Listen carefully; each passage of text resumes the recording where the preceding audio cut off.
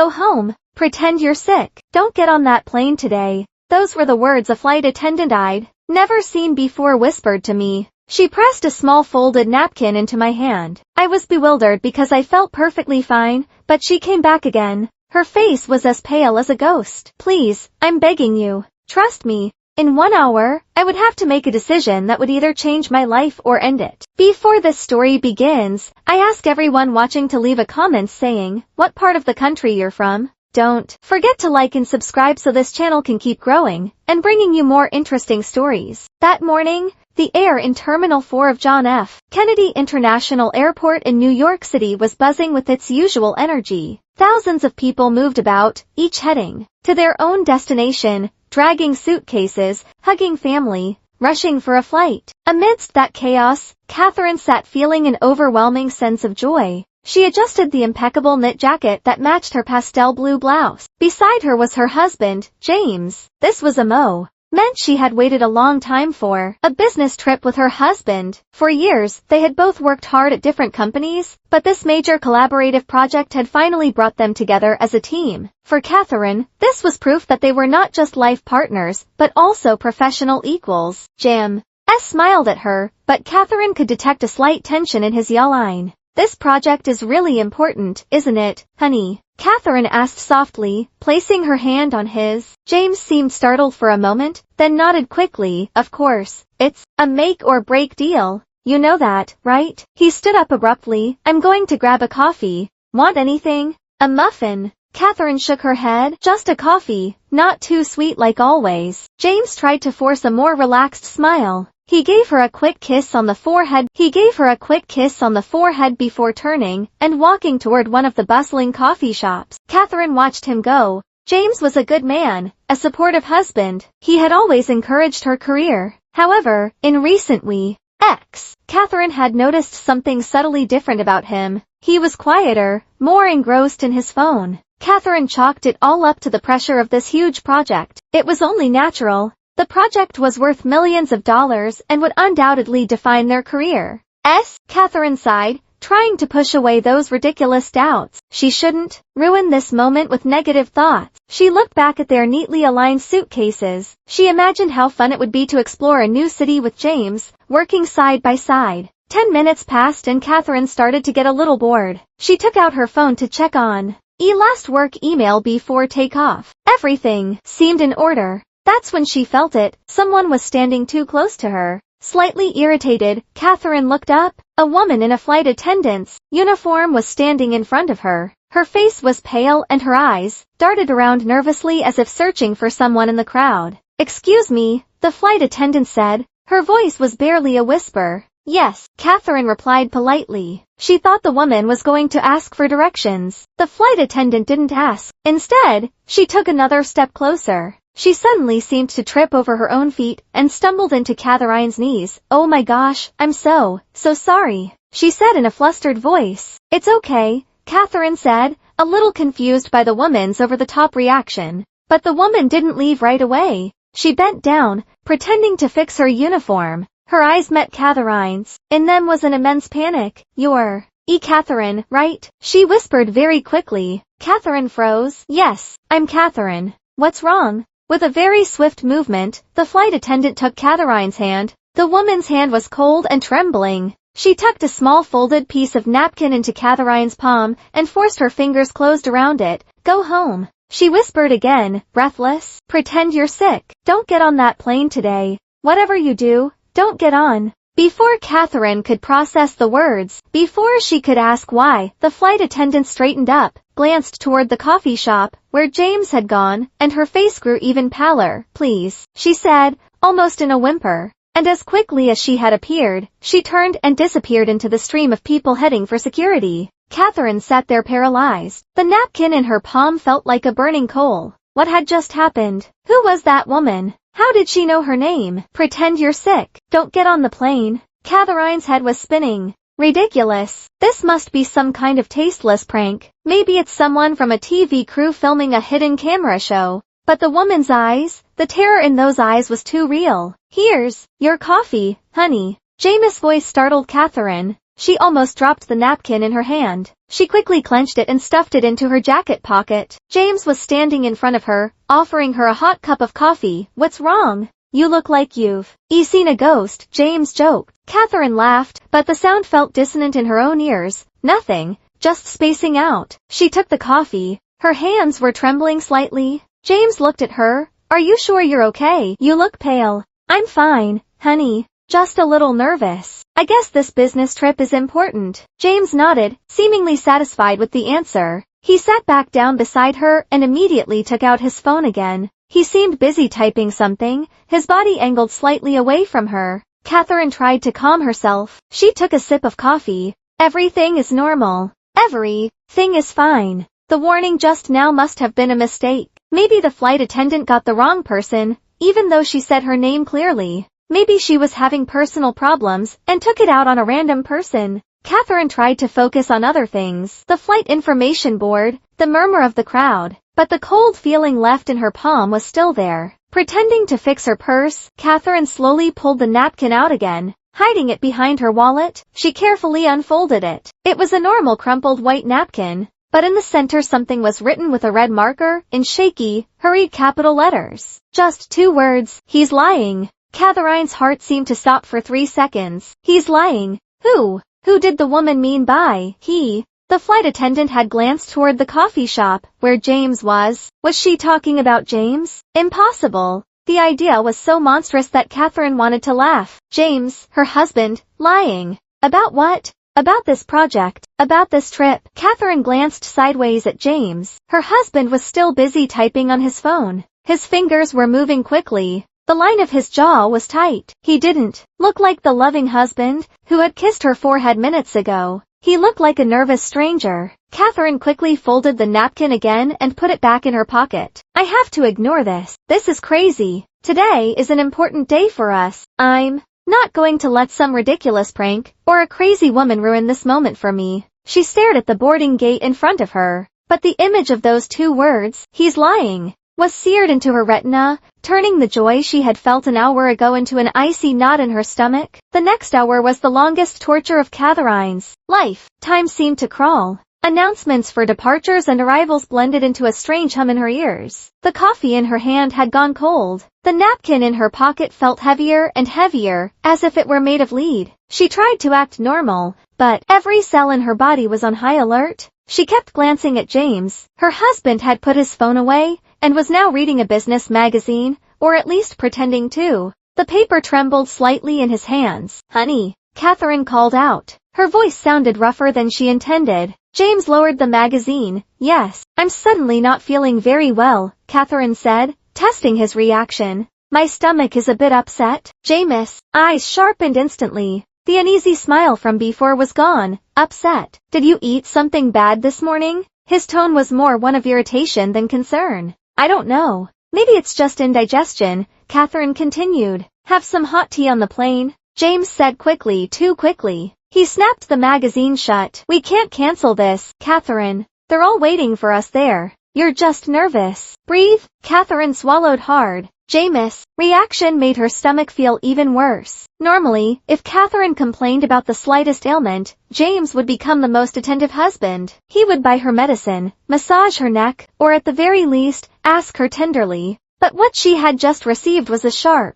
look and a demand to tough it out. This was not the James she knew. He's lying. The words echoed in her head again. What was he lying about? Was this project less important than he said, or was it something worse? Catherine tried to dismiss the thought. I'm overreacting. I've read too many mystery novels. I'm just tired. But then she saw the flight attendant, Sarah, again. She knew her name now because she had caught a glimpse of her uniform's name tag as she was leaving. Sarah was talking to a ground staff member near another gate. She looked anxious. She kept glancing toward the gate where Catherine and James were waiting as if she were watching them. Catherine's thoughts raced uncontrollably. What should I do? Trust a panicked stranger or my own husband? Obviously, she should trust James. But why did her heart feel so heavy? Final call for flight AA 5127 to Los Angeles. Gate 12 is now closing. It was their flight. James stood up immediately and held out his hand to Catherine. Come on, honey.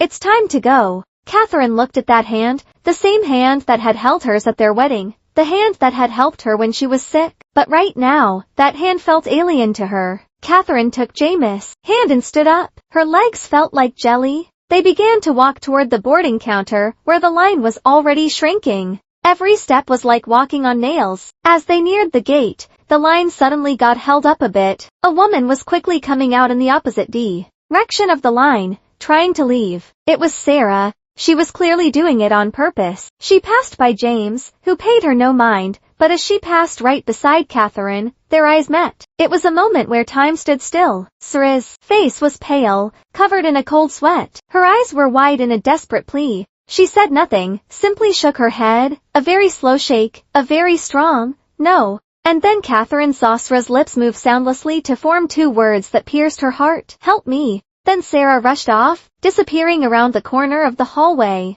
Catherine stopped walking. Her whole body was trembling violently. This isn't a joke. This isn't a performance. That woman's terror was 100% real, and that terror had now infected her. See, Catherine, why are you stopping? Came James' impatient voice. He squeezed her hand harder than necessary. Come on, the agent is calling us. They were now at the front of the gate staff's desk, just one step away from handing over their tickets and passports. One more step and they would be in the jet bridge to the plane. Catherine looked at the dark tunnel leading to the plane, and then she looked at James' face. Her husband wasn't looking at her. He was staring at the airplane's door with a strange expression on his face, like a predator eyeing its prey. In 1 hour, the premise of a mystery novel she had read suddenly came to mind. But this is real. What will happen in 1 hour if I get on this plane? That's when Catherine made her decision. She didn't care if this was ridiculous. She didn't care if James got incredibly angry. She didn't care if she made a fool of herself. She would rather risk embarrassment than ignore such a powerful warning. Just as James handed their passports to the agent, Catherine let go of her husband's hand. Honey, she moaned. Then she clutched her stomach with both hands. She didn't have to act much because she was so nervous that her stomach genuinely felt terrible. She let her body go limp and collapsed to the floor, her purse falling with a thud. Catherine, James shouted. This time there was panic in his voice. What's wrong? The gate agent was startled too. My stomach hurts so much. Catherine moaned, squeezing her eyes shut. She curled up on the floor, clutching her abdomen. A small commotion ensued. People stopped. The agent immediately radioed for the airport's medical team. Passenger down at gate 12. Catherine, what's wrong with you? James knelt beside her. His hand shook Catherine's shoulder. Catherine let herself be shaken. She kept moaning, it hurts. I can't do it. The airport paramedics arrived running with a wheelchair. Within minutes, they quickly examined Catherine. Blood pressure is normal, but she's in a lot of pain, one paramedic said. She can't fly in this condition, said the other. We need to take her to the airport clinic. I mean, what about the plane? James sounded desperate. I'm sorry, sir. Your wife is not cleared to fly. Passenger safety comes first, the gate agent said firmly. You'll both have to miss this flight. But the project, James muttered. Catherine felt herself being lifted into the wheelchair. She let her head loll to the side on purpose. As they started wheeling her away from the gate, she opened her eyes just a slit. She had to see her husband's reaction. She expected to see a worried face, or at least a disappointed one, over the failure of a major project. But that's not what she saw. James wasn't looking at her. He stood frozen for a moment, then, thinking Catherine was completely out of it, he turned toward the glass wall overlooking the tarmac, his shoulders heaving up and down. Then, with a slow but rage-filled movement, James slammed his fist against the wall. Not a low, a punch that would draw attention, but a controlled, tight strike filled with frustration and pure rage. He wasn't worried. He was furious. He was furious that his plan had failed. What plan? Catherine shut her eyes again instantly. The coldness that was in her stomach, before now spread throughout her entire body. The napkin in her pocket, Sarah's warning. He's lying. Catherine's heart was pounding, not from her feigned illness, but from the terror that had just begun. She had just escaped something, and the culprit was punching a wall because he had failed. The ride home from the airport was the most deafening silence Catherine had ever experienced. She remained in the back seat of the Uber, pretending to lean weakly against the window. James sat in the front seat next to the driver. Catherine was grateful for it. She couldn't have sat next to that man right now. She couldn't have felt the warmth of the man she had just seen punch a wall because he had failed to get her on a plane. Failed to what? Get her on the plane. How's your stomach? James asked in a neutral voice without turning around.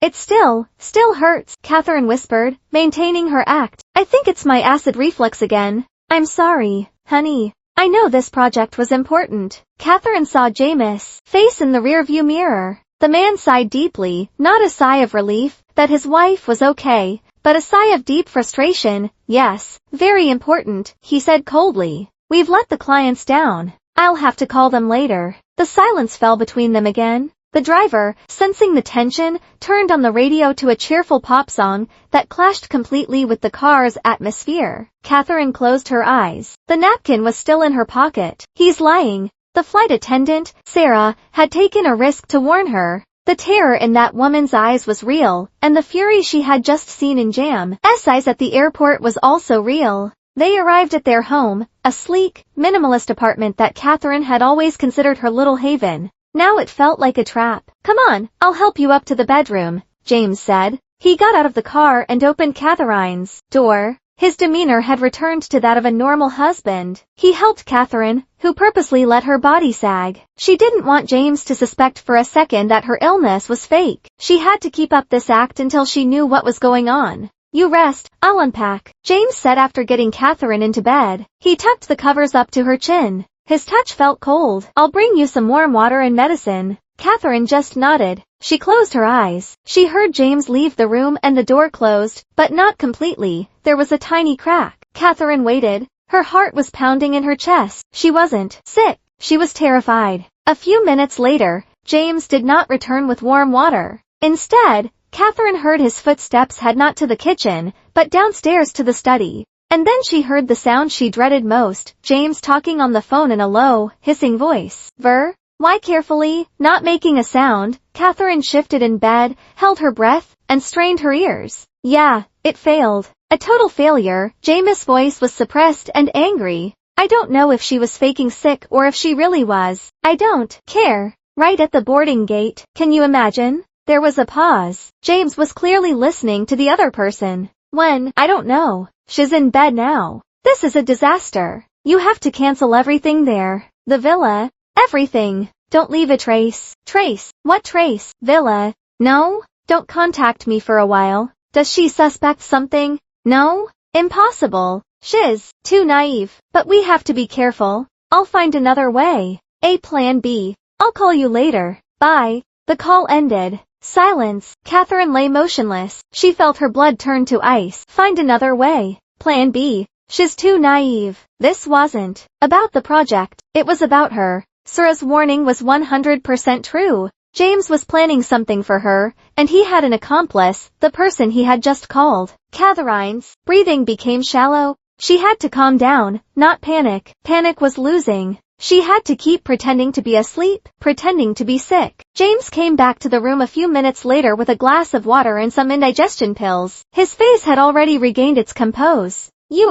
A fake smile was in place. Take these first, honey, to settle your stomach, he said softly. Catherine opened her eyes slowly. Thanks, honey. She forced herself to sit up and took the medicine. The taste was bitter, but the bitterness in her heart was far stronger. She lay back down. Sleep. I have to fix this mess. Call the clients, rearrange everything. I'll probably be working late. Don't wait up. Okay, Catherine whispered. James kissed her on the forehead. The kiss felt like that of a snake. Then he left, closing the door. This time, the door closed completely. Catherine did not sleep. She lay in the dark, listening to every sound. She heard James moving around downstairs. She heard the clinking of glasses and bottles. He was pouring himself a drink. She heard James turn on the TV. Then, after hours of tension, finally toward dawn, there was total silence. Catherine waited another 30 minutes to be sure. Then, with the stealth of a thief, she got out of bed. Her legs were shaking, but her determination was stronger. She had to find proof. She had to know how deep this rabbit hole went. She tiptoed downstairs. The living room was dimly lit,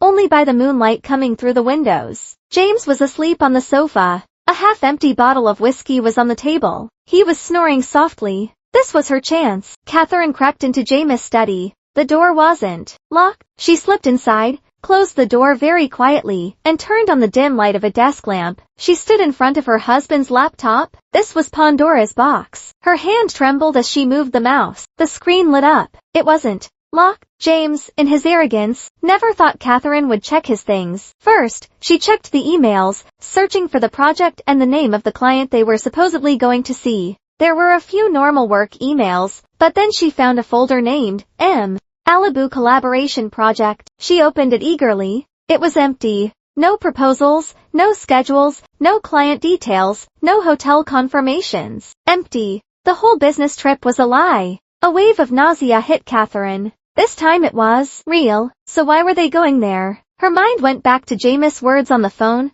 the villa. She typed villa into the email search bar. Nothing. Then she moved to the web browser history. She had to know what her husband had been searching for. She opened it. At first it was normal, stock market news, sports articles, but as she scrolled down the history from the past few weeks, she felt her heart clench. Life insurance policy in wife's name, how to claim spouse's life insurance death benefit payout processing time. Catherine covered her mouth to stifle a scream. It can't be. It can't be. James, it can't be. She was trembling violently. She opened a new tab and went to their bank's website. She checked their joint account. Nothing out of the ordinary. Then she remembered something. James had a personal folder on the desktop called Admin. He always said it was tax stuff. Catherine opened it. A few tax PDFs, bills, and a file named policy_Catherine_prime.pdf. She opened it. It was a life insurance policy in her name, Catherine. James was the sole beneficiary. The policy value made Catherine's eyes widen. $15 million. And the policy issue date was 3 days ago, right after this project was approved. Catherine staggered backward, almost bumping into a bookshelf. She sank to the floor. She couldn't breathe. This is the proof. This is the motive. The money. James was going to kill her for money. But she wasn't done yet. Horror pushed her back to the laptop. She had to know everything. She went back to the search history. How to make an accident look natural, lethal dose of sleeping pills, most remote coves, near Malibu, best cliffs, for sunset viewing on the Pacific Coast Highway. Catherine felt an overwhelming wave of nausea. Vomit rose in her throat. She ran to the small bathroom next to the study and threw up violently. The indigestion pills she had just taken came up along with everything in her stomach. She wept silently. Her body shook violently on he cold bathroom floor. Her husband, the man sleeping on the sofa in the next room, the man she had loved, had built a life with, was planning to murder her on a cliff at sunset. After a long time, her tears stopped, replaced by something else, something cold, hard, and sharp. Rage. She was not going to die. She was not going to let this man win. She wiped her mouth and went back to the study. With hands now steady, she took her phone, photographed the entire search history. She emailed the insurance policy PDF to a personal email address James didn't know about. She photographed the empty project folder, collecting all the digital evidence she could. Then she erased her own search history on Jameis' laptop. She cleared the browser history as if she had never been there. She turned off the desk lamp, left everything as it was. She tiptoed back upstairs. She saw James still fast asleep on the sofa, snoring, unaware that his world was about to collapse. Catherine got back into bed, pulled the covers over herself. But she wasn't cold anymore. She was burning with rage. She clutched her phone under the pillow. There was only one person who could help her now. The only other person who knew a piece of this truth. She had to find Sarah. Catherine didn't sleep a wink. She lay in bed staring at the dark ceiling. Her mind was working 1,000 times faster than normal. All the worst-case scenarios played out in her head, the plan of James and his accomplice, the mysterious person on the phone, the cliff and the sunset, the $15 million insurance policy. It all felt like a nightmare. But the evidence on her phone, now hidden safely inside a sock in her drawer, was real. At 5 a.m., Catherine got up. She continued to pretend to be sick, deliberately walking slowly. She found James fast asleep on the sofa, a faint smell of alcohol still in the air. She walked past him, washed her face, and prayed. She prayed as she cried, not tears of fear, but tears of supplication, asking for strength, asking for guidance. She wasn't just fighting for her life, she was fighting for justice. After praying, she sat at the kitchen table. She had to make a plan. First priority, contact Sarah. She clearly remembered the name on the name tag, Sarah. She didn't know her last name, but she knew the airline. James finally woke up around 7 a.m. He held his head and walked into the kitchen, clearly hungover from the night before. Good morning, Catherine said, deliberately weakening her voice. I made tea. He looked at her, surprised to see her already awake. Oh, thanks. He sat down across from her. There was an awkward distance between them. How are you feeling? Better. My stomach doesn't hurt anymore, but I still feel weak, Catherine lied. Glad to hear it, James said dryly, taking a sip of tea. I have to go to the office for a while today to sort out the mess from yesterday's cancellation. Will you be okay at home alone? Catherine's heart leapt. This was a golden opportunity. I'll be fine, honey. I plan to rest in bed all day. Good. Don't go anywhere. Lock the door, James said in a protective voice. But Catherine knew it wasn't protection, it was control. He wanted to know where she was. Yes, honey, Catherine said, using the endearment that now tasted like poison. As soon as James left, Catherine sprang into action. She locked the door from the inside and threw the deadbolt. Then she ran to her own laptop, opened Instagram, and typed in the airline's name, and the word, flight attendant. Hundreds of profiles popped up. She scrolled through, looking for a face that matched the pale one she remembered. Nothing. She switched to Facebook, typed in Sarah and the airline's name. Fewer results. She clicked on each one, and on the fifth profile, there she was, a photo of her posing, smiling in front of an airplane wing. It was her, Sarah. Catherine's heart leapt. She clicked, send message. What should she say? She couldn't call. She didn't know if James might have the house bugged. She had to assume he was watching her. She typed quickly, Sarah, it's Catherine from the airport yesterday. You were right. Please help me. My husband isn't home. We need to talk. It's very urgent. She hit send and waited. The minutes felt like hours. She paced the living room. What if Sarah didn't see the message? What if she was flying? What if she was scared and ignored her? 15 minutes later, her phone pinged. A reply. Oh my God, Catherine. I've been thinking about you non-stop since yesterday.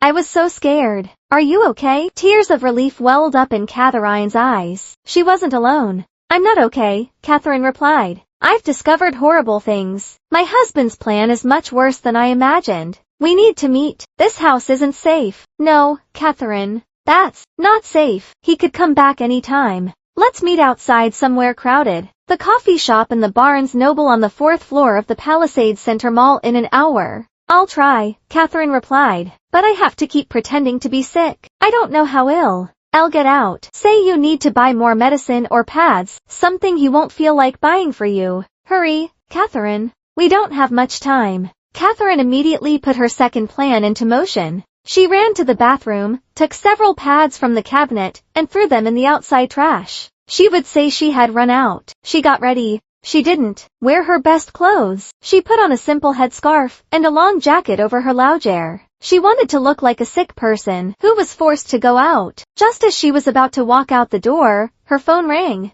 James appeared on the screen. Her heart froze. Hello, Catherine answered, making her voice sound weak. What are you doing, Catherine? Are you okay? I'm in bed trying to go back to sleep. Why? Nothing. Just checking. Why do you sound like that? I'm just weak. I still feel dizzy. Oh, okay. Well, rest up. I'll probably be a little late. I have a lot to do, James said. Okay, honey. The call ended. Catherine sighed. She couldn't believe anything James said. A little late could mean in an hour. It could mean he was watching her from around the corner. Catherine didn't care. She had to go. She called an Uber for a pickup point 2 blocks from her house to avoid being tracked from her doorstep. She walked quickly, constantly looking over her shoulder. The street was quiet. She got in the car and said, quickly, please, to the Palisades Center. The ride was tense. Every car that looked like James made her panic. Finally, she arrived at the mall. She rushed into the bookstore cafe on the 4th floor.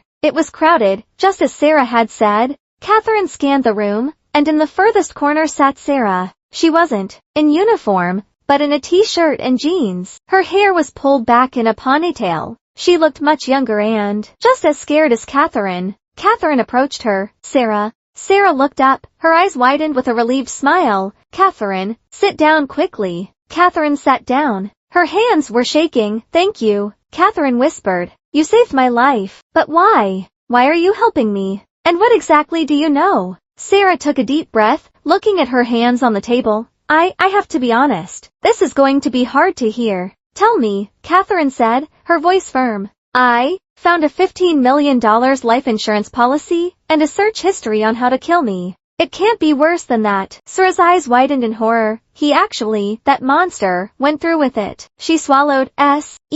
Catherine, the reason I know is because I was having an affair with James. Catherine's world seemed to stop for the second time in 24 hours. An affair? Of course, it made sense. We were together for almost a year, Sarah continued, her eyes welling up. He said he was unhappy in his marriage, that you were too focused on your career, that you ignored him. I was a fool. I believed him. Catherine listened without saying a word. The pain of betrayal was sharp, but the need to know was greater. Then about 3 months ago, he changed, Sarah said. He became cold, distant, and then he just broke up with me over text. Sarah wiped away an angry tear. I was heartbroken, but then I found out why. He didn't break up with me to go back to you, Catherine. He broke up with me because he'd found another woman. Another woman, Catherine whispered. Yes, her name is Victoria. She's richer, more. I don't know who she is, but I know she was poisoning James' mind. And then, by chance, I overheard a conversation of theirs. What conversation? 2 weeks ago, I was working a flight to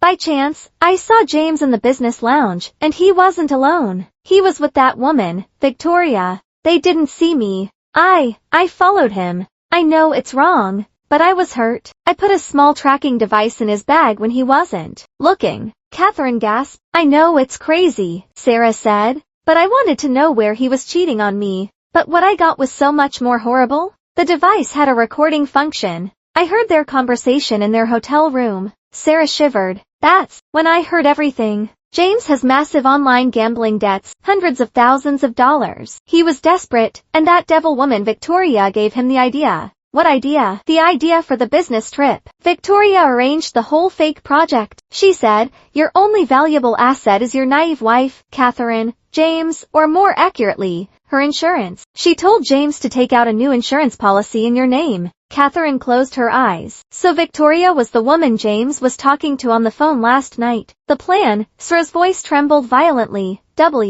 as to take you to a secluded villa near Malibu that Victoria had prepared. Victoria would act as a tour guide, or the villa manager. She would suggest you both watch the sunset from a beautiful cliff. Catherine remembered the search history. Best cliffs for sunset viewing. There, Sarah whispered.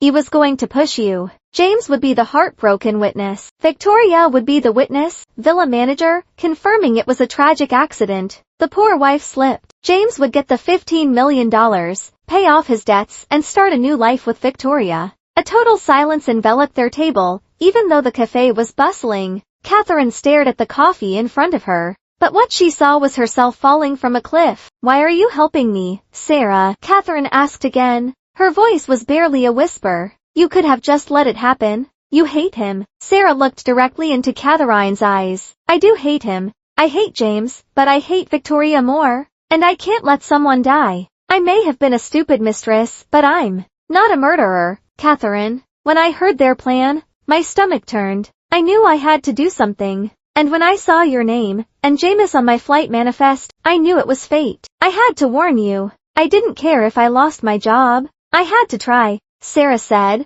Catherine reached out a trembling hand and took Sarah's. Sarah, you didn't just save my life. You gave me a reason to fight. Catherine's terror had vanished. What was left was a cold, sharp focus. She was no longer the victim. She was the woman who was going to destroy the man who tried to destroy her. You're not alone, Catherine, Sarah said urgently. Don't forget Victoria is out there. She's just as dangerous as James, if not more. She's the mastermind. Good, Catherine said, and for the first time, a thin, cold smile appeared on her lips. Then we'll just have to catch them both. The bookstore cafe felt like a small, isolated island in the middle of the mall's sea of noise. For a moment, Catherine and Sarah sat in silence, processing the horror that had just been revealed. Catherine was the target, Sarah was the unwilling witness, James was the puppet, and Victoria was the puppeteer. A deadly combination. So what now? Sarah asked quietly, breaking the silence. You have to go to the police right now.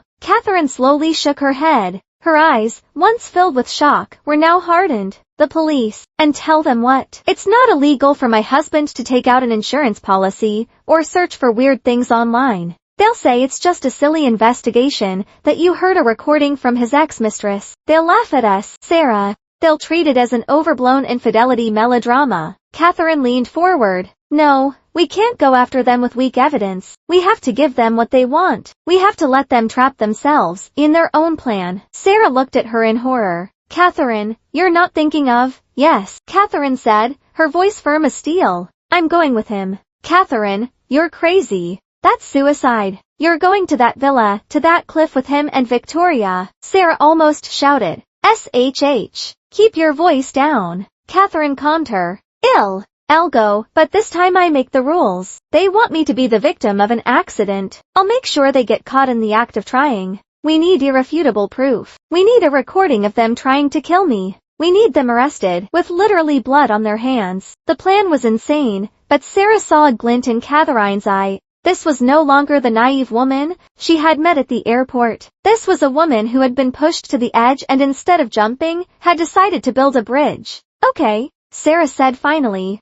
What's the plan? What do I do? I need you to be my eyes and ears on the outside. I'll go back home and continue playing the role of the sick, submissive wife, but I'll recover. I'll feel guilty for ruining our business trip. Catherine explained. The sarcasm was palpable. I'll convince him to reschedule the trip as soon as possible. James is stupid and arrogant. He'll believe it, Sarah said. Exactly. Meanwhile, I need you to find out everything you can about Victoria, who she is, exactly, where she lives, and most importantly, the exact location of that villa. We need to know the terrain. That's difficult, Catherine. I don't know much. You have the recording, don't you? Catherine interrupted. Listen to it again. See if they mention the name of the villa, the name of the area, a street, anything. And one more thing. I need something from you. What, Catherine? A burner phone and a new number. A number that only the two of us know. I can't risk James tracking my communications. Sarah nodded quickly.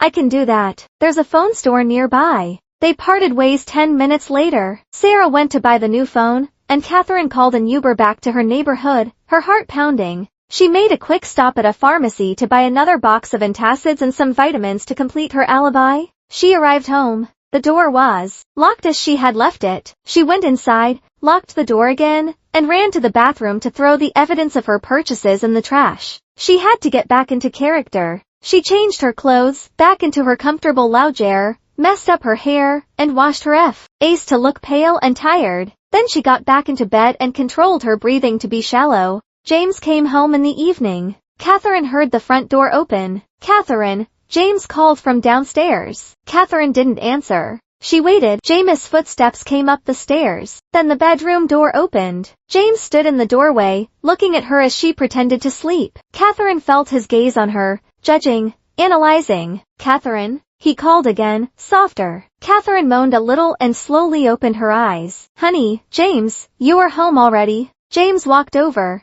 Have you been sleeping this whole time? Have you eaten? I'm not hungry. Still nauseous, Catherine whispered. James sat on the edge of the bed. His hand reached out to touch Catherine's forehead. The contact made Catherine's skin crawl, but she fought not to flinch. You don't have a fever, James said. I went out to the pharmacy for a moment earlier, Catherine said. When you left, I ran out of my pills. I bought some vitamins too. Sorry, I didn't tell you. James' eyes sharpened for a moment. You went out alone. I told you to rest.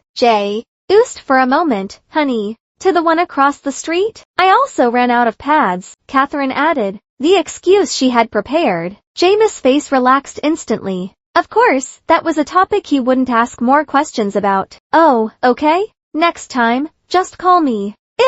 I'll get them for you. He stood up. I'll make some chicken soup. You need to eat something. That evening was a tortoise performance. Catherine ate a little of the chicken soup, praising her husband's cooking. They watched TV in silence. James seemed fidgety, constantly checking his phone. Catherine was sure he was communicating with Victoria, reporting that his asset was still safe at home. Catherine had to start her play. Honey, she said softly during a commercial break. Yes, about the business trip yesterday. I'm so sorry. I really am. James turned to her. It's okay, Catherine. It wasn't your fault. You were sick. But the project, were the clients very angry? Catherine asked, putting on the most guilty face she could muster. I feel like Eve ruined your career. Our career. James was silent. Catherine knew she had hit the right note, his ego. Things have certainly been complicated, James said in a heavy voice. The clients-in-law were a bit disappointed. Could it affect our bonuses? Catherine exclaimed a little too loudly. She calmed herself. I mean, it can't. It's all my fault because of this heartburn.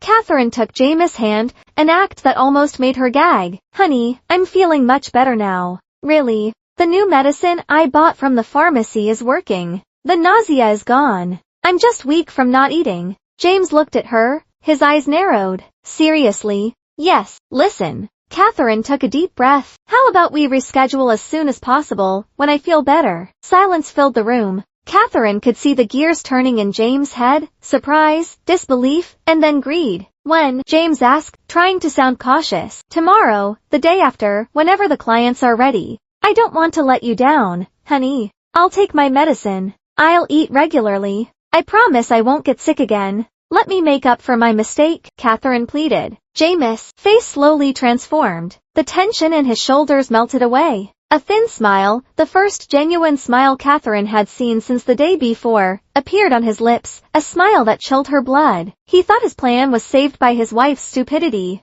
Really, honey? His voice was now tender. I don't want you to push yourself. I'm 100% sure, for us, for this project, Catherine said firmly. James hugged her tightly. You're the best wife, Catherine. I don't know what I'd do without you. Me neither, honey. Catherine whispered over his shoulder, her eyes empty, staring at the wall. Me neither. Okay, James broke the hug. Then I'll handle it. I'll call the clients tomorrow morning. Maybe, yes, we could go the day after tomorrow. I have to make sure everything is ready again. Everything, Catherine thought to herself. The villa, the cliff, Victoria. Do what you have to do, honey, Catherine said. James stood up, his face beaming. He looked like a man who had just won the lottery. Good. Very good. I'm just going to the study for a moment to check some emails. He almost trotted to the study. Catherine knew he wasn't going to check emails. He was going to call Victoria. As soon as James disappeared, Catherine took out the burner phone Sarah had given her, hidden in the pocket of her loungewear. She sent a quick text to Sra's number,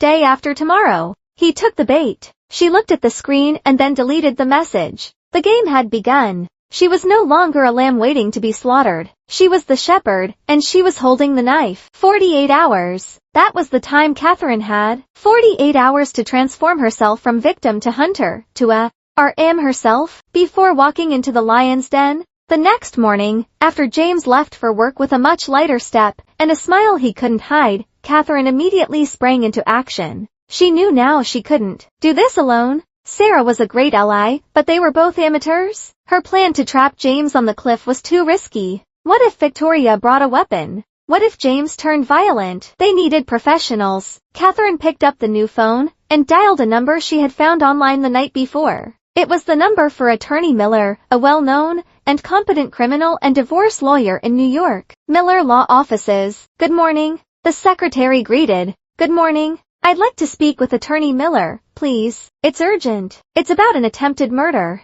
There was a brief pause on the other end of the line. One moment, please, Mom. Catherine waited, her heart pounding. 3 minutes later, a deep, calm voice came on the line. This is Miller. You said it's urgent. Catherine told him everything quickly and clearly without stopping, about her husband James, the fake business trip, the flight attendant Sarah, the $15 million insurance policy, the laptop search history, and the murder plan on the cliff orchestrated by the new mistress, Victoria.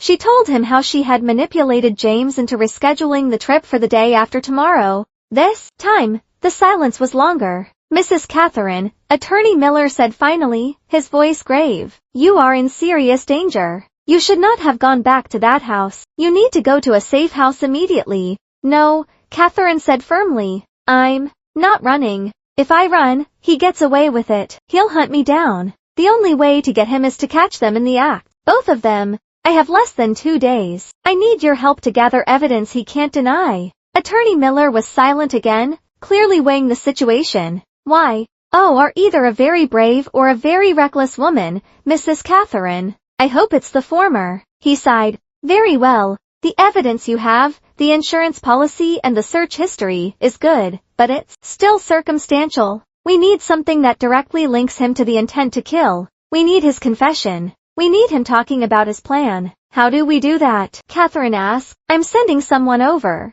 A professional. He'll be at your house in an hour. His name is Mark. He's the best private investigator I know. Trust him and do whatever he tells you. And Mrs. Catherine, do not turn off that new phone. Stay in contact with me. An hour later, the doorbell rang. A medium-built man who looked like an air conditioning technician was at the door. Mrs. Catherine. Mark, he said quietly. The man gave a short nod, came inside, and got straight to the point. He opened a toolbox that, instead of screwdrivers and pliers, contained sophisticated mini electronic devices. Attorney Miller has briefed me, Mark said in a quick, efficient voice. We have little time. We need to install recording devices throughout this house. Could he find them? Catherine worried. He won't, Mark said. These are state-of-the-art. He showed her a small shirt button. This is a transmitter. He showed her a paper-thin sticker. This is a microphone. We'll put them in the study, the living room, and your bedroom. For the next 30 minutes, they moved quickly.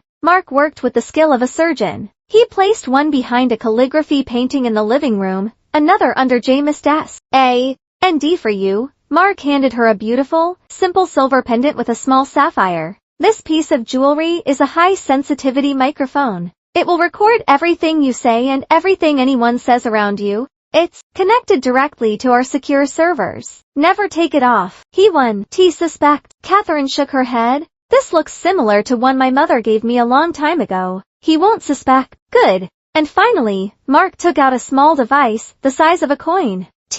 His is a GPS tracker and audio recorder. You have to put it in his luggage, suitcase, briefcase, something you know he'll take. The suitcase, Catherine said. He's sure to use it again. Perfect. Put it somewhere deep, where he won't find it. Just pack clothes. Mark instructed. Now your part is the hardest. Mrs. Catherine, you have to provoke him. You have to get him to talk about the trip, about Victoria, about the money. Make him feel smug. Make him think he has the upper hand. Understood, Catherine said, clutching the pendant in her hand. After Mark left, Catherine took the coin tracker and went up to her bedroom. James' suitcase was in a corner, not fully unpacked from the first cancellation. Her heart raced. She opened the zipper of the suitcase's lining. Her hands were shaking, but she slipped the tracker inside and stuck it between the suitcase's frame. It was done. Now she just had to wait. That night was the last night before their fateful flight. Catherine helped James pack. She was cheerful and excited.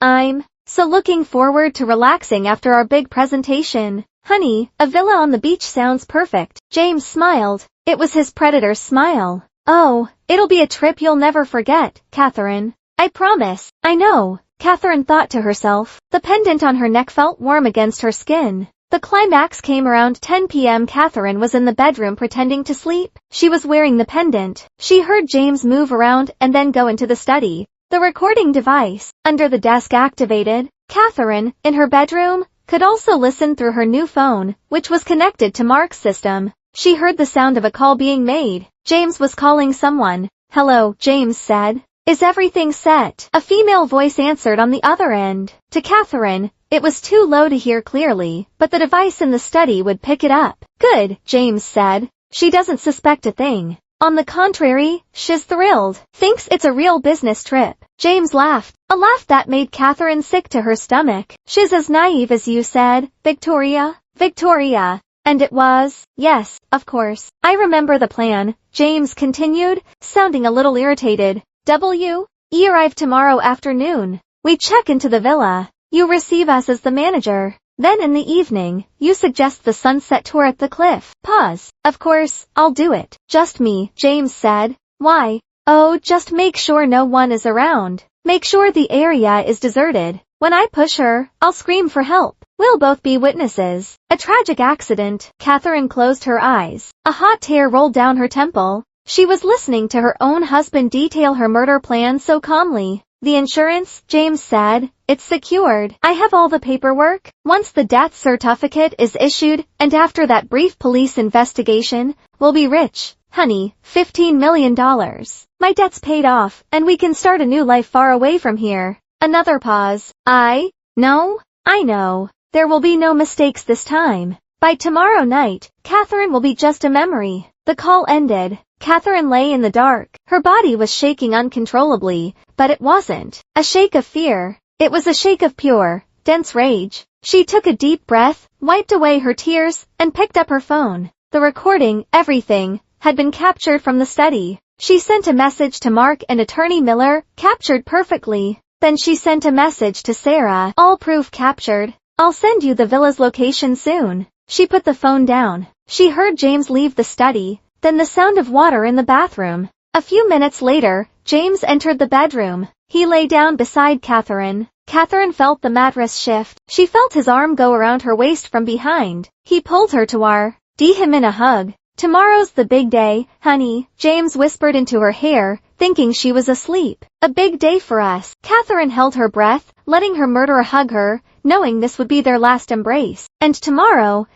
would be a big day. Judgment Day. The morning of the second departure day was very different from the first. Where before there was naive joy, now her heart as filled with a cold, sharp focus. She woke up early and did her morning prayers, praying with more fervor than usual. She wasn't pleading for her salvation. She was pleading for the strength to finish what she had started. She wore a simple blouse and a cream-colored headscarf. Underneath the scarf on her neck, the sapphire pendant Mark had given her rested against her skin, cold like a protective talisman. James, on the other hand, woke up with tremendous energy. He was humming in the bathroom. He ironed his own shirt, something he almost never did. He looked 10 years younger, as if a great weight had been lifted from his shoulders. Catherine knew what that weight was, his gambling debts, and she, Catherine, was the walking solution. Ready, honey? James asked. His smile was wide. He picked up their suitcases, the same ones that now housed the tracker and audio recorder in his. Ready, honey? Catherine replied, forcing a slightly nervous smile. Her nervousness was real,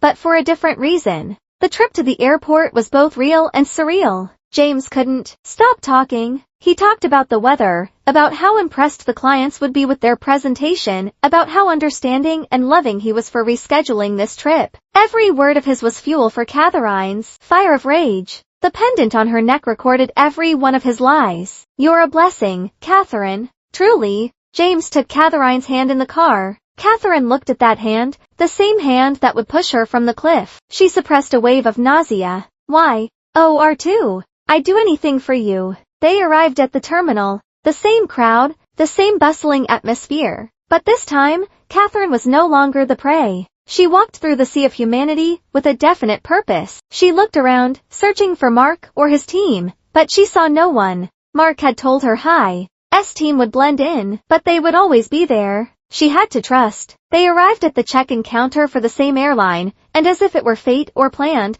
they found themselves in the exact same line. Catherine's heart raced. She saw a familiar face behind the counter. It was Sarah. She was attending to another passenger, her face professional. Then it was their turn. James stepped forward, placing their IDs and tickets on the counter. 2 for Los Angeles, he said in a cheerful voice. Sarah looked up, and her eyes met James's. Professional smile froze for a moment. Her face tightened instantly. She clearly recognized James. James, for his part, took a few seconds. He looked at Sarah and then a thin, arrogant smile appeared on his lips. He had recognized his ex-mistress, Sarah. James said softly, a tone of contempt in his voice. So, you're still working here? Sarah's face flushed with anger, but she suppressed it. She looked at Catherine, who was standing behind James. James, in his infinite arrogance, turned to Catherine. Honey, say hi. This is Sarah, an old acquaintance. Then he looked back at Sarah, deliberately wrapping his arm around Catherine's waist and pulling her closer. And this is my wife, Catherine. It was a power play, a slap in Sarah's face. James was saying, I left you, and now I have it all. My submissive wife and soon her money. Sarah looked at James' arm on Catherine's waist. She looked at Catherine. This was the moment Catherine's eyes met Sarah's. There was no more panic in Sarah's eyes. There was only a determination as great as Catherine's. Sarah didn't need to say anything. She just looked at Catherine and then nodded, a small, almost imperceptible nod. The signal was clear. Message received. The plan is in motion. The team is ready Be careful, Catherine. Catherine responded with a slow blink. Understood. Sarah returned to her computer. Her hands trembled slightly as she typed. Place your luggage here, please, she said in a neutral voice, avoiding eye contact with James. Thanks, Sarah. It was a pleasure seeing you again, James said triumphantly. He had no idea he had just interacted with the two women who would be his downfall. They walked to the waiting area. An old acquaintance, Catherine asked, playing her part. Oh, nothing, just someone I knew a long time ago in the industry. James waved his hand. Don't worry about it. Let's get something to drink. For the rest of the time in the waiting area, James couldn't stop smiling. He felt on top of the world. He had dodged the first warning. He had succeeded in fooling his stupid wife, and he had just flaunted his victory in front of his ex-mistress. His arrogance would be his downfall. They boarded the plane. This time, no drama, no stomach aches. Catherine sat by the window, James beside her. During the 5-hour flight, James continued his performance as the perfect husband. He offered Catherine a pillow, massaged her shoulders. Nervous, he asked softly. Just looking forward to this project being over soon, Catherine said. Oh, it'll be over much sooner than you think, James said again with a double meaning. He offered Catherine orange juice, hot tea. Catherine remembered his search history. Lethal dose of sleeping pills. Just water, honey. Bottled water. She made sure the bottle was sealed before opening it herself. James seemed slightly disappointed, but quickly hid it. Catherine pretended to sleep. She rested her head against the window, but her ears were alert. The pendant under her headscarf recorded everything. James. Sigh, him asking for another coffee, his fingers drumming nervously on the armrest. He was anxious to kill. Honey. James gently shook her, whispering, we're landing soon. Catherine opened her eyes. She saw the lights of Los Angeles below. Her heart began to beat faster. This is the battlefield. They landed, collected their luggage, the suitcase, now a silent electronic witness. As they exited the arrivals terminal, Catherine saw a man in a blue kit holding a sign that read, Mr. James, Cliffside Villa. That must be the man sent by Victoria. There's our car, James said, relieved. They got into a dark luxury van. Catherine sent a quick text to Sarah and Mark from the new phone hidden in her purse. Vehicle arrived. Cliffside Villa. The drive from the airport to the villa took over an hour. They left the city sprawl for quieter roads and then a winding road along the coast. Increasingly isolated, Catherine looked back. A standard black sedan always stayed a distance of 3 cars behind them. Mark's team. She was not alone. Finally, the van passed through large wooden gates and up a hill. Cliffside Villa. It was beautiful, truly beautiful, situated on top of a hill with a direct view of the endless blue sea. But its beauty was menacing. There were no other houses around. Street, a dense forest, and the sound of waves crashing on the sea below, the perfect place to make someone disappear. When the van stopped in a luxurious open-air lobby, a woman came out to greet them. She was tall and slender with long, loose black hair that contrasted with her impeccable white linen dress. Her face was beautiful with a perfectly rehearsed smile, but her eyes were cold like a shark's. This was Victoria. Welcome to Cliffside Villa, Mr. James, Mrs. Catherine, she said in a voice as smooth as silk. I'm Victoria, your villa manager. We were very much looking forward to your arrival. Catherine felt James' hand on her back tense for a moment. Thank you, Victoria. This place is incredible, James said, his voice professional, but his eyes couldn't lie. There was a glint of admiration in them. Please come in. Come in. I've prepared some welcome drinks for you, Victoria said, guiding them to a seating area overlooking the sea. As they walked, Catherine saw it, a fleeting glance between James and Victoria. A thin shared smile between two accomplices. They thought Catherine was captivated by the scenery. They didn't. No, she was analyzing their every move. The pendant on her neck faithfully recorded the interaction. They sat down. Victoria served coconut drinks. Catherine only wet her lips. How was the trip? Victoria asked. It was smooth. Very smooth, James said with a small laugh. Much smoother than the first one. He patted Catherine's hand. My wife was a bit under the weather last week, but she's fully recovered now, right, honey? That's right, Catherine said, smiling at Victoria. I didn't want to miss such a beautiful view.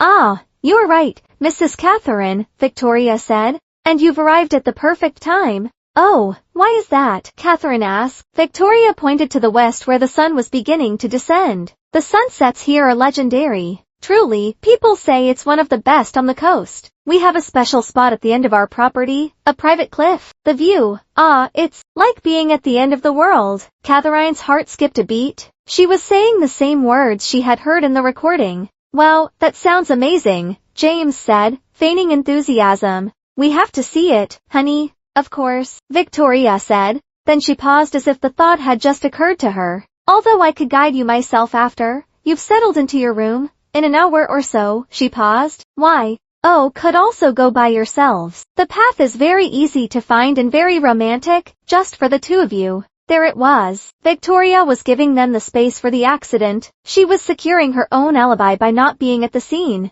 That's a great idea, James said quickly.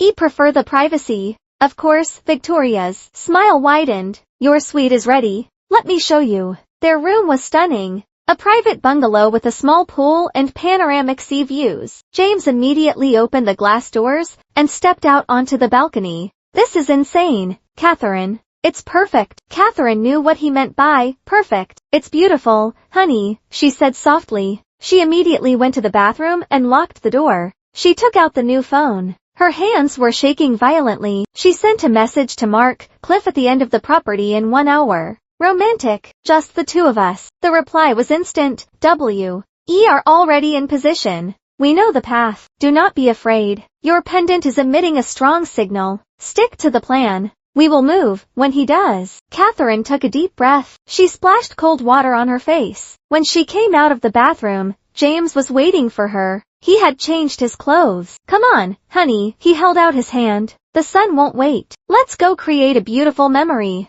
Catherine swallowed. She took her husband's hand. Let's go. The walk to the cliff took 15 minutes. It was a beautiful path flanked by tropical flowers, but as they went on, the sound of the waves got louder, and the atmosphere more isolated. Catherine kept clutching the pendant under her headscarf. It was her only anchor to reality. She looked around. Where was Mark's team? She saw no one. She had to trust. Finally, they arrived. The spot was just as Victoria had described it. It was breathtaking, a grassy field that ended abruptly, giving way to a sheer cliff that plunged down to the rocky sea below. The waves crashed against the reefs with tremendous force, and in front of them, a huge orange ball, the sun, beginning to touch the horizon. The scenery was as beautiful as it was deadly. There was no one else around, just the two of them and the sound of the waves. What do you think, Catherine? James said softly. He was standing behind her. I told you I'd give you a trip you'd never forget. Catherine stared at the sunset. It's breathtaking.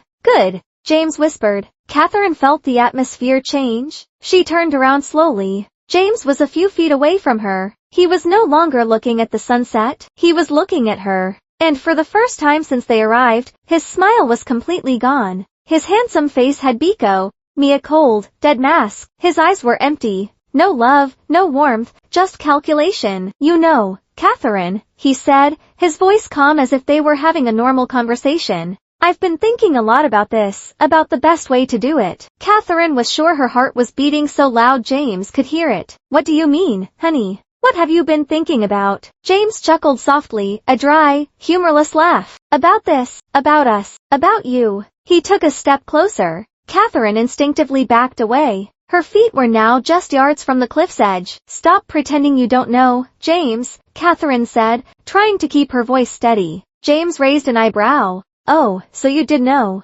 Because of that flight attendant, I should have known. It doesn't matter. It makes it easier. What does it make easier? Catherine challenged. James took another step. You should have kept pretending to be sick, Catherine. You should have stayed the stupid, submissive wife. He was right in front of her now. Behind Catherine was the sunset. In front of her, her monster. Too bad, James said, his voice cold and hard. Your journey ends here. The edge of the cliff was whipped by the cold sea breeze. The sun was now half sunk, painting the sky in orange, purple, and blood red. The sound of the waves crashing on the rocks below was like a roar. There, at the end of the world, Catherine faced the man who had just dictated her death sentence. Your journey ends here. Catherine held her breath. This was the moment. The pendant under her headscarf was heavy, an anchor in the storm. She had to keep him talking. She needed the recording to capture his intent, beyond a shadow of a doubt. "Why, James, why?" Catherine whispered. Her voice trembled, not just from acting, but from genuine terror. "After everything we've been through, just for money." James laughed. A dry, horrible laugh that was instantly swallowed by the sound of the waves. "Just for money. Just." He lunged forward. His eyes burned with madness and greed. $15 million. Catherine, do you know what that means? It means freedom. It means a new life. Something you could never give me. And Victoria. Catherine pressed, taking a small step back. Her feet were now on the damp grass right at the precipice. "You're doing all this for her." James sneered. Victoria is smarter than you. She saw your value, a value I hadn't seen in a long time. "You're worth more dead, Catherine. She planned everything. She's a genius, and I'll share it with her. You, on the other hand, will just be a sad story. A tragic accident where the poor wife slipped while taking a selfie." He took another step. They were only an arm's length apart. Now he reached out his hand. "See? Oh, on, Catherine, make it easy. Turn around and jump." "No," Catherine said. James stopped. "What did you say?" "No," Catherine repeated louder. Her terror was replaced by a burning rage. "I'm not dying here. You're the one who's going to rot in jail, James." James' face went from arrogance to confusion, and then to fury. "Oh, dare you." He lunged forward, no longer bothering to act, roughly grabbing Catherine by the arms. "Who do you think you are to defy me?" Catherine stumbled backward. The cliff's edge was now right behind her heels. "It's over," he screamed. "Give me my money." James roared. He began to push Catherine back toward the void. Catherine fought back, scratching, kicking. This was no longer a trap. It was a fight for survival. "Help! Help!" she screamed. "No one can hear you," James bellowed. "Just us and the sea." "Are you sure about that, James?" A third voice, female, smooth, and cold, cut through the air. James froze, momentarily loosening his grip on Catherine. They both turned. Victoria was at the beginning of the path, about 10 yards away from them. She was no longer wearing the white linen dress, but black pants and a jacket. Her beautiful face was contorted with impatience. "James, what's taking so long?" Victoria shouted. "I've been waiting at the villa. Why is she still standing?" James looked surprised to see her. "Victoria, I told you to wait at the villa. You're ruining your alibi." Hat alibi? Victoria hissed, walking closer. "The alibi that she fell. Push her already. Let's get this over with." Catherine scrambled away from James, panting. But now she was trapped between James and the approaching Victoria. "You heard her," Victoria sneered at Catherine. "This is your end, you stupid woman. Now die." Victoria gestured to James. "Now, James, or I'll do it myself." James, as if coming out of a trance, refocused on Catherine. His face hardened. "She's right. I should have ended this sooner." He and Victoria began to advance on Catherine together. They were going to push her together. Catherine looked at the two figures, the monster she had married, and the demon who had poisoned him. They had sealed their own fate. The pendant on her neck had recorded everything. James' intent, Victoria's complicity, a full confession. This was the moment. Just as James and Victoria were 2 steps away from her, ready to pounce, Catherine raised a hand, not to resist, but as a signal, and shouted not a scream of fear, but a single command filled with rage. "Now." There was a beat of silence. James and Victoria stopped, confused. Then from behind the dense bushes to the left of the path, and from behind a large rock on the right, the darkness erupted into action. "Police, don't move." 6 figures dressed in black stormed onto the grassy field. Mark was in the lead, leading a team of fully armed local police. Powerful flashlights instantly illuminated James and Victoria's faces, blinding them. Time seemed to stop. Victoria's face went from arrogance to sheer terror. She shrieked a high-pitched, terrified scream and turned to run. 2 officers were on her instantly, tackling her to the ground. She screamed and writhed on the grass. James' reaction was different. He froze. He just stood there, blinded by the lights, his mouth open. He looked at Catherine, who was now standing tall, not backing down. Then he looked at the officers surrounding him. "No, it can't be," he whispered. "Hands up, now." Mark shouted. James slowly raised his hands. His face was a mask of disbelief, defeat, and immense hatred. 2 officers cuffed him from behind. The click of the handcuffs was the sweetest sound Catherine had ever heard. It was all over in 30 seconds. Mark immediately ran to Catherine, who had started to shake violently as the adrenaline wore off. "Mrs. Catherine, are you okay? Are you hurt?" Catherine shook her head. "I'm fine. I'm fine." She touched the pendant on her neck. "You got it." Mark pulled out a small receiver. He grinned. "Every word, from, 'Your journey ends here,' to, 'Push her already,' all recorded crystal clear. Irrefutable evidence." Catherine finally felt her legs give way. She almost collapsed, but Mark held her up. "Take them away," Mark ordered. The officers began to escort James and Victoria back up the path. Victoria was sobbing hysterically. James was silent, but his eyes never left Catherine, a look filled with venom. As they passed her, Catherine stood tall. She looked James in the eye. She no longer saw the man she had loved. She only saw a defeated stranger. "Why, Catherine?" James whispered hoarsely. "Why didn't you just die?" Catherine didn't answer. She just stared at him, until James finally looked away. Total defeat. Mark handed Catherine a satellite phone. "Call your lawyer. Call your friend. Let them know you're safe." Catherine took the phone, looked up at the sky. The sun had completely set. All that was left was a faint red trace on the dark horizon. She found Sra's number. Across the city, in a small hotel room, Sra's phone rang. She picked it up with trembling hands. "Hello? It's Catherine," Catherine said, taking her first breath as a free woman, the sea breeze whipping the ends of her headscarf. "It's over, Sarah. They got them. We did it." The news of the arrest rocked the local media. The story of a husband who, with his mistress, tried to murder his wife for insurance money at a luxury villa was too dramatic to pass up. But for Catherine, it was a bitter reality she had to see through to the end. Attorney Miller flew to La as soon as he got the news. He took over the case with the coolness of a professional. The evidence Mark and his team had gathered was overwhelming, almost perfect. "They have no escape," Attorney Miller said as Catherine gave her official statement at the police station that night. "We have the recording of the intent in the study. We have the recording of the murder attempt on the cliff. We have the flight attendant's testimony. We have the insurance policy. This case is airtight." In another interrogation room, James and Victoria's alliance crumbled. As soon as they realized the game was over, they turned on each other. Victoria, the mastermind, suddenly became the victim. "I didn't know anything," she sobbed to the investigators. "It was all James' idea. He was the one with the debts. He told me he was going to divorce his wife and marry me. He said this was the only way. He forced me. I was just the villa manager. I didn't know he was going to kill her."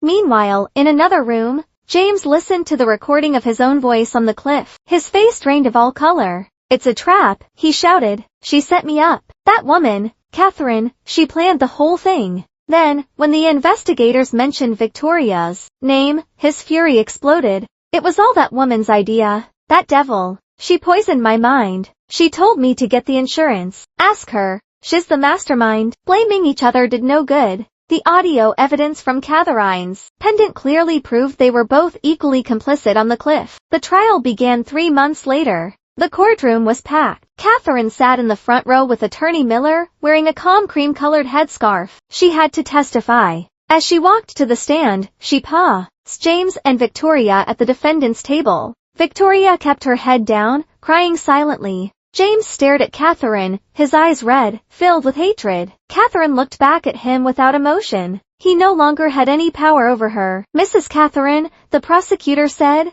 "could you please tell us what happened on that cliff?" Catherine spoke. She recounted every word, every threat, every push. Her voice was firm. The climax of the trial was when Attorney Miller requested that the audio recording from the pendant be played. The courtroom fell into absolute silence. First the sound of the waves, then Mess voice, "Your journey ends here." A collective gasp went through the room. They heard Catherine's terrified voice, then James' furious voice, $15 million, Catherine. And then Victoria's voice, "Push her already. Let's get this over with." Several people in the room gasped. The judge closed his eyes for a moment, listening intently. The jury stared at James and Victoria with open revulsion. Next to testify was Sarah. She approached the stand. Her flight attendant's uniform stood out in the courtroom. She told everything, her affair with James, her guilt, the warning on the napkin. "It was wrong," she said. Her voice trembled, but it was clear.